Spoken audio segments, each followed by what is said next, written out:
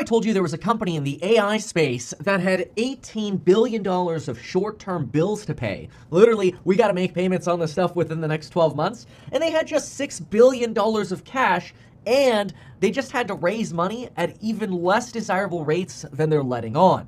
Well, that company is called CoreWeave.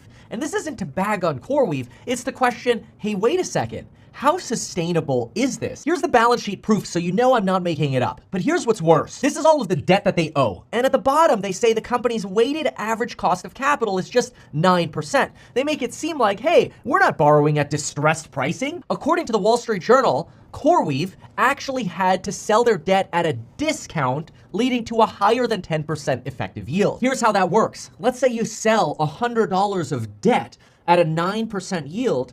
The investor's getting $9 on that $100 of debt, right? 9%. Weighted average cost of capital, 9%. What's to see here? But if the Wall Street Journal is right, and CoreWeave is actually selling the debt at a discount, at let's say $85 is what they're selling it for, they could still legally disclose that their cost of capital is 9%.